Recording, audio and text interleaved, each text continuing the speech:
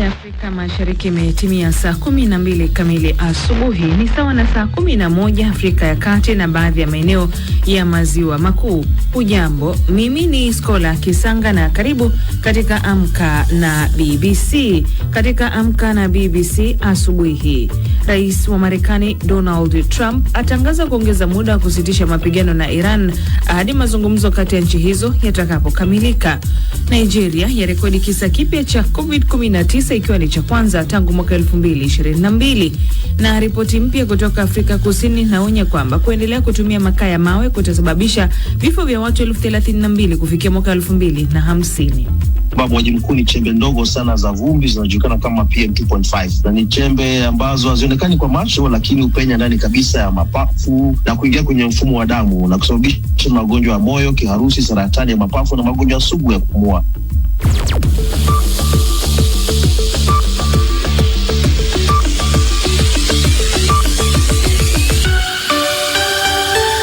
Siku ya Jumatano leo ya Aprili 22 mwaka 2026. Kwanza mwenzangu Sarafina Robi anakusomea muktasari wa habari za ulimwengu. Sarafina, karibu.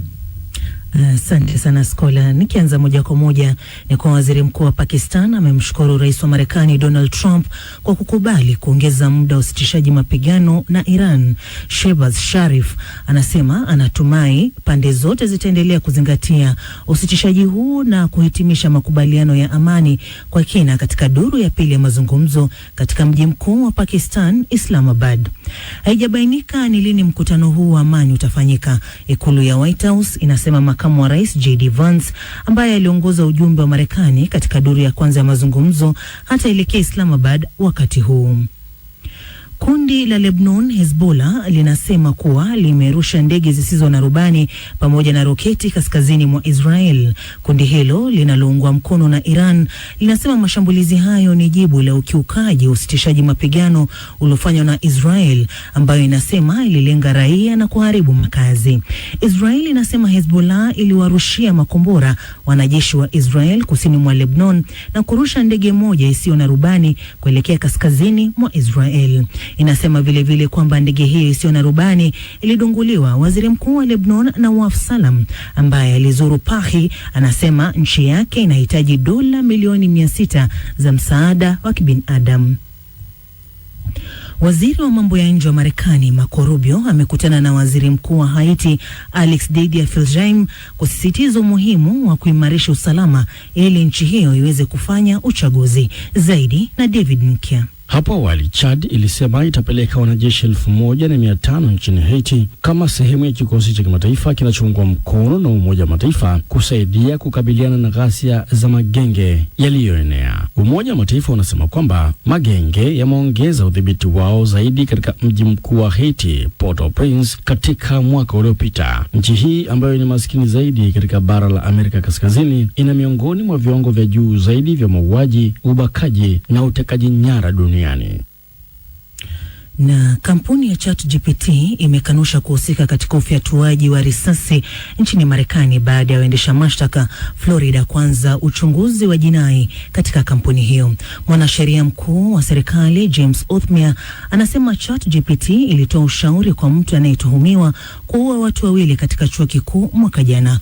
Othmere anasema ikiwa ChatGPT ni mtu, ingekuwa inakabiliwa na mashtaka ya mauaji. OpenAI inasema mauaji hayo ni janga kubwa, ila ikasema teknolojia yake haihimizi shughuli haramu au hatari. Hii ni BBC.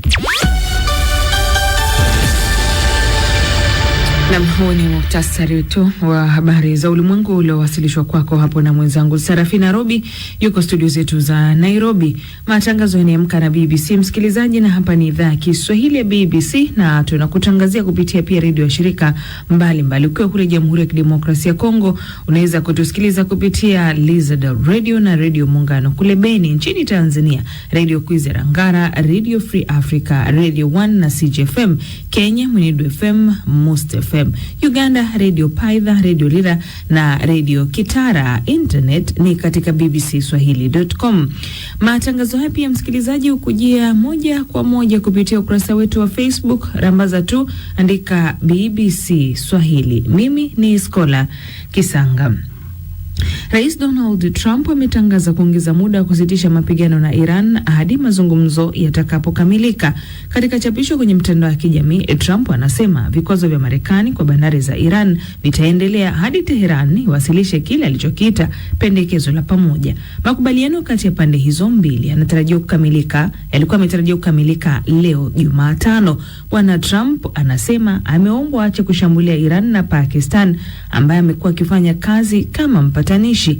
Zaidi na Sarafina Robi. Waziri Mkuu wa Pakistan amemshukuru Rais wa Marekani Donald Trump kwa kuendeleza muda wa usitishaji vita na Iran ambao muda wake ulikuwa umekaribia kumalizika, na kuzitaka pande zote mbili kuendelea na mazungumzo. Ila mshauri wa mpatanishi mkuu wa Iran na spika wa bunge Mohammed Bakir Kaligaf anasema katika mtandao wa X kwamba kuendelea kuwepo kwa vizuizi vya Marekani kwenye bandari za Iran hakuna tofauti na mashambulizi ya mabomu na ni lazima wakabiliwe kijeshi. Kabla ya tangazo la Rais Trump kwamba ataongeza muda usitishaji vita na Iran, Marekani imetaka kudumisha kampeni yake ya shinikizo la kiuchumi kwa serikali ya Iran. Katika taarifa iliyotumwa kwa wanahabari mjini Washington, ofisi ya Wizara ya Hazina ya Marekani ya udhibiti wa mali za kigeni OFAC ilisema kuwa inawekea vikwazo watu 14 mashirika ya ndege yaliyo Iran, Uturuki na Umoja wa Falme za Kiarabu kwa ununuzi wao na kusafirisha silaha kwa niaba ya serikali ya Iran. Hii ina maana kwamba mali na maslahi yote katika mali ya wale walioteuliwa walio nchini Marekani au katika utawala wa Marekani vimezuiwa na lazima viripotiwe pamoja na mashirika yoyote yanayomilikiwa moja kwa moja au kwa njia isiyo moja kwa moja 50% au zaidi na kila moja ya taasisi. A bread like this was 35 months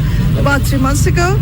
Now it's 3 times more. Raia wa Marekani pamoja na wasio raia nchini Marekani au hata wanaopita Marekani pia wamepigwa marufuku kufanya miamala yoyote na taasisi hizo. Kwa mujibu wa serikali ya Marekani, mashirika haya yamekuwa yakifanya kazi ili kuisaidia Iran kuunda upya uwezo wake wa kutengeneza ndege zisizo na rubani na makombora ya balistiki ambayo yaliathiriwa sana na mashambulizi ya Marekani na Israel wakati wa operesheni ya Epic Fury. Katibu mkuu wa Umoja wa Mataifa Antonio Guterres anakubaliana na tangazo la Rais Trump la kuongeza muda wa usitishaji mapigano, kwa mujibu wa msemaji wa ofisi yake. Stefan Dujarric anasema hii ni hatua muhimu katika mchakato huu wa kuunda nafasi muhimu kwa diplomasia na kujenga imani kati ya Iran na Marekani. Na asante Sarafina Robi.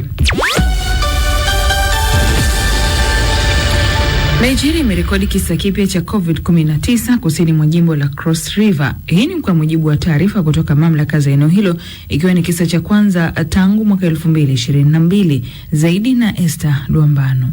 Maambukizi hayo yanamhusisha raia wa China anayefanya kazi na kampuni ya ndani. Hii ikiwa ni kulingana na ripoti za vyombo vya habari vya Nigeria. Akimnukuu kamishna wa afya wa serikali Dr. Henry Ayuk, amesema mtu huyo alisafiri kwa ndege hadi Nigeria kutoka China Machi 17 na baadaye akaugua, na hivyo kumfanya kuhamishwa kutoka katika kituo cha serikali hadi hospitali ya mafunzo ya chuo kikuu cha Calabar ambapo vipimo vilithibitisha kuwa na COVID-19. Maafisa wa serikali wanasema hali ya mgonjwa huyo inaendelea vizuri na kusisitiza kuwa itifaki za afya zilizowekwa zilifuatwa kabla ya kuthibitishwa. Kituo cha kudhibiti na kuzuia magonjwa cha Nigeria NCDC pia kimethibitisha kisa hicho. Taarifa yake imesema mgonjwa huyo ametengwa na anapokea huduma kwa mujibu wa miongozo ya kitaifa. Imeongeza kuwa hakuna ushahidi hadi sasa wa maambukizi makubwa na ufuatiliaji wa mawasiliano na hatua za kuzuia maambukizi zilizoamrishwa kwa ushirikiano na mamlaka ya afya ya serikali. Maafisa wanasema kwamba muda wa ugonjwa unaonesha kwamba mtu huyo anaweza kuwa ameambukizwa virusi ndani ya nchi baada ya kuwa dalili ziliibuka zaidi ya kipindi cha kawaida cha siku 14 baada ya kusafiri. Shirika la Afya Duniani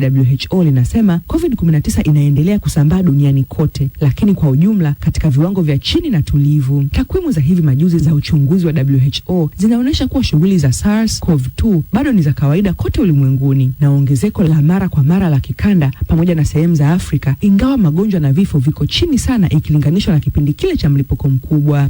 Ni taarifa yake Esther Luambano.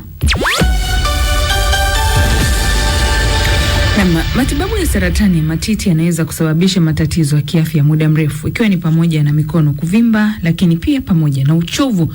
Hata hivyo, kikundi cha wanawake huko Hispania kinapambana na ugonjwa huo kwa msaada wa kurusha mishale. Wanasema hilo limewasaidia sana na linawapa nafuu kubwa, kama inavyoeleza ripoti ya Claire Betts ambayo inawasilishwa hapa na Phyllis Mwate.